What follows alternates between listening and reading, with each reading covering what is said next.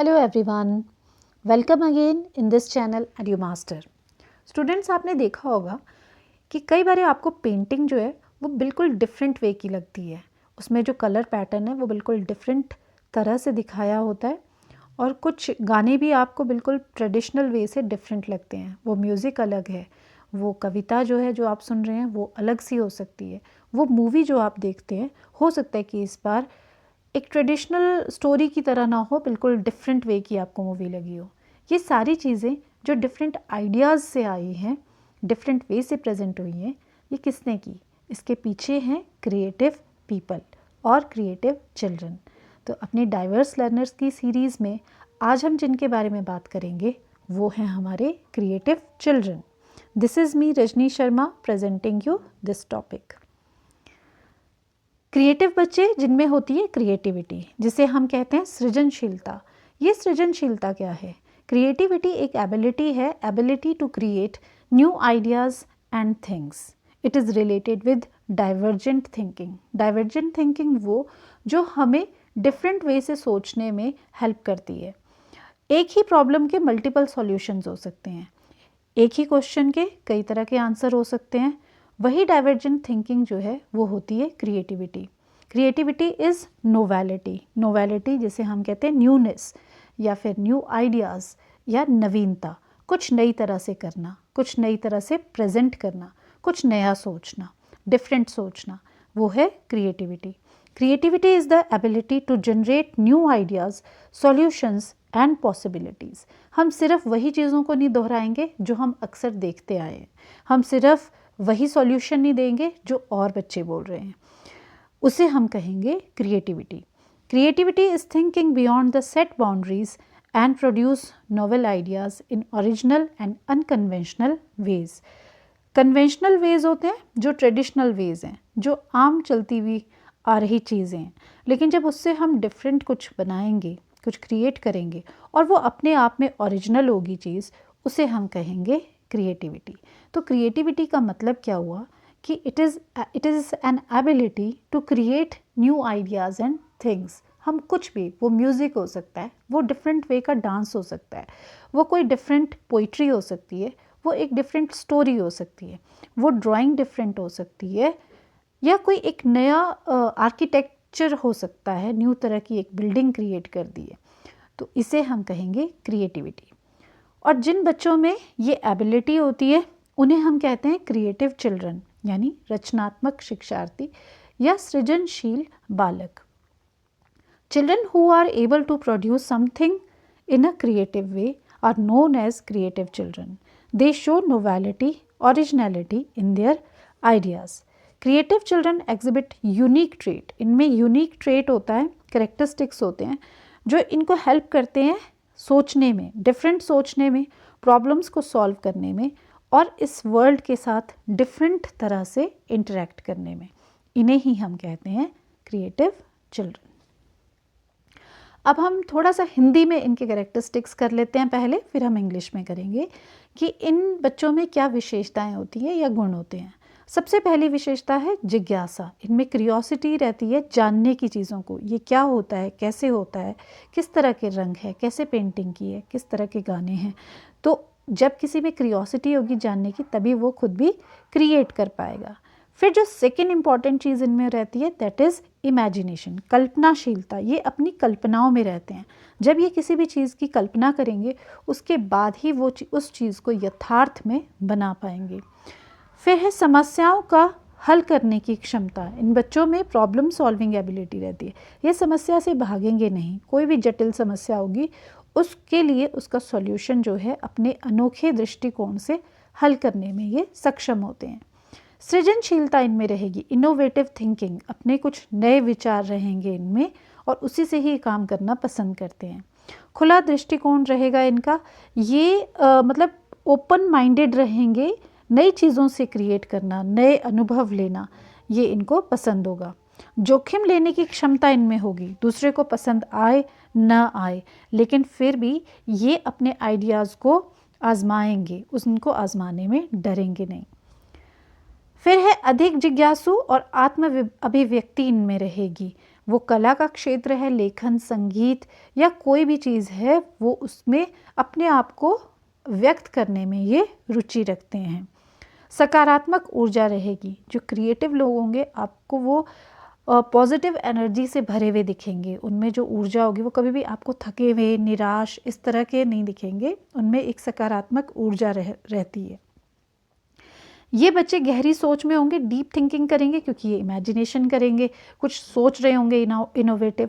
स्वतंत्रता, independence, independently काम करना पसंद करते हैं। ना ये दूसरे पे निर्भर रहेंगे, ना ये किसी की कॉपी करेंगे। तो ये एक स्वतंत्र रूप से रहना पसंद करते हैं, काम करना पसंद करते हैं। प्रेरणा, इनकी जो प्रेरणा होगी वो आंतरिक होगी, इंट्रिंसिक मोटिवेशन इनको रहेगी। बाहर से किसी और को प्रेरणा देने की ज़रूरत नहीं है। इनको ये बोलने की ज़रूरत नहीं है कि अगर तुम अच्छी ड्राइंग बनाओगे तो तुम्हें मैं एक मतलब ये इनाम मिलेगा। उनमें एक अपनी जो है ना आंतरिक प्रेरणा रहेगी, ड्राइंग करनी है, पेंटिंग करनी है, जो भी इनका स्पेशलाइज्ड एरिया रहेगा। विविधता के प्रति रुचि, इनमें इंटरेस्ट रहता है डिफरेंट वे से काम करना। ये अपनी ही चीज़ों को भी बार बार दोहराएंगे नहीं, उसको भी और ज़्यादा डिफरेंट वे से करना पसंद करते हैं।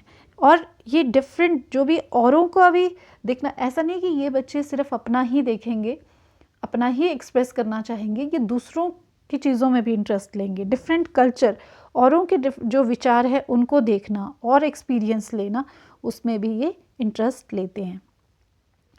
अब हम इंग्लिश में कर लेते हैं। अगर सबसे पहले हम बात करें कोग्निटिव कैरेक्टरिस्टिक्स, कोग्निटिव कैरेक्टरिस्टिक्स इन बच्चों के क्या रहेंगे, जिसे संज्ञानात्मक विशेषताएं कहेंगे इन बच्चों की, जो माइंड से जुड़ी हुई हैं। सबसे पहले they are of different divergent thinking, इनमें डाइवर्जेंट थिंकिंग रहेगी। जैसे एक ही प्रॉब्लम के मल्टीपल सॉल्यूशंस जब हम दे पाते हैं, that ability is divergent thinking. और मल्टीपल सॉल्यूशन लेकर आएंगे, डिफरेंट वे से सोचेंगे और बच्चों से। क्रियोसिटी यानी जिज्ञासा रहेगी। They are eager to know things, they have many questions like why, what type of questions they may ask. Imagination, it is important feature of these children कि वो इमेजिनेशन में रहेंगे और बाद में उसी चीज़ को रियलिटी में लाने की कोशिश करेंगे। प्रॉब्लम सॉल्विंग स्किल्स रहेगी इन बच्चों में, ये प्रॉब्लम्स को सॉल्व करेंगे अपने डिफरेंट वे से। ओरिजिनलिटी रहेगी, ये दूसरों की कॉपी नहीं करेंगे और अपने ओरिजिनल आइडियाज़ लेकर आएंगे।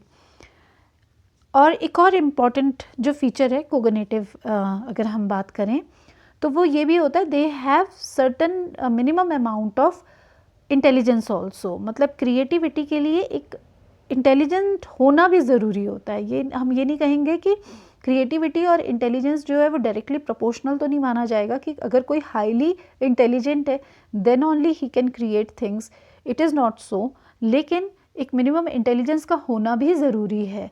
अगर कोई एवरेज है या एवरेज से थोड़ा ज़्यादा अगर इंटेलिजेंस है तो फिर उसमें अच्छी क्रिएटिविटी हो सकती है।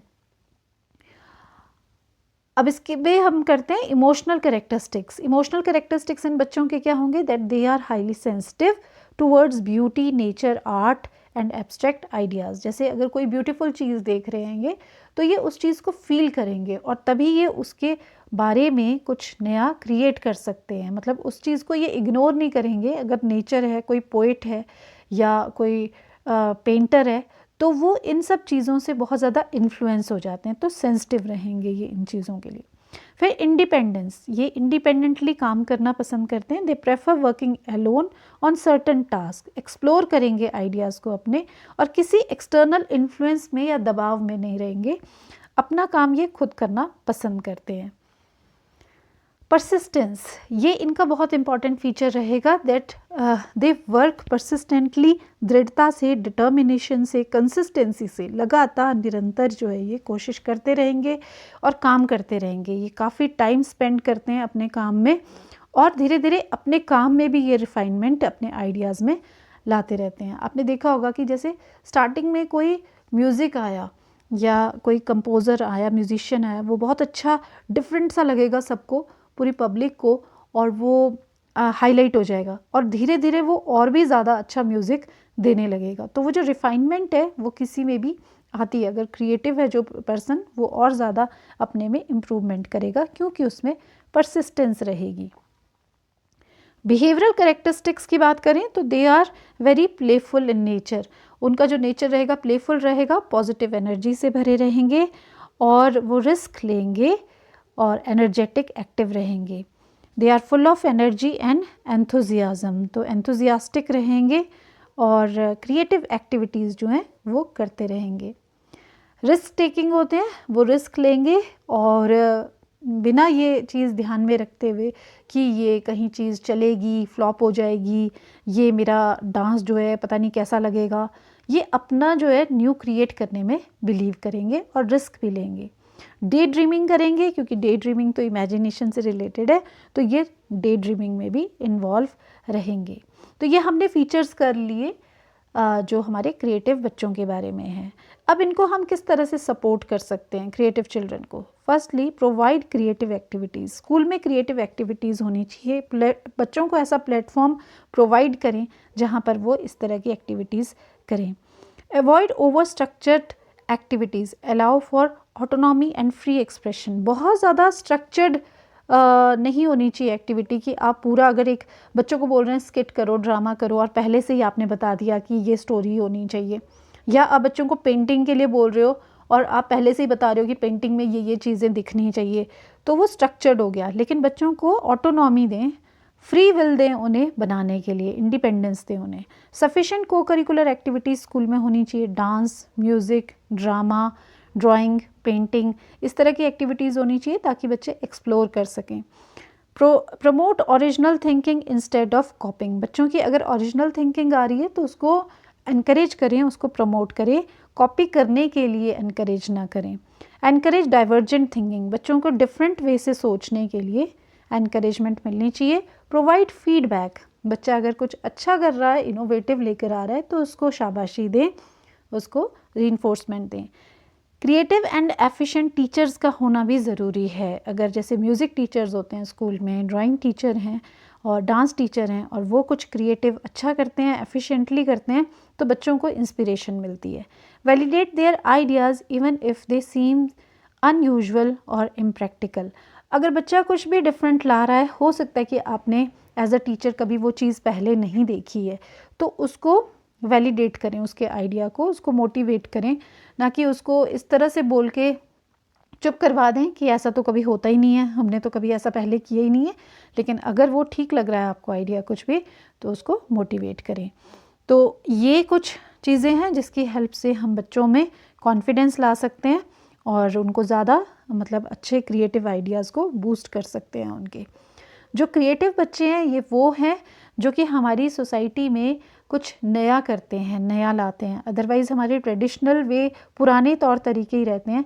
लेकिन जब भी सोसाइटी में कुछ नया होता है, नई तरह की बिल्डिंग्स बनती है और नई तरह के म्यूज़िक आता है और कुछ ड्राइंग, पेंटिंग, कुछ भी नया जो हो रहा है वो इन बच्चों की बदौलत हो रहा है, इन लोगों की बदौलत हो रहा है।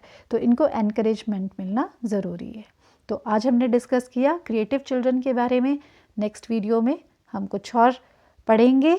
Till then, bye. Keep learning and keep growing in your life. Thank you very much for watching this video.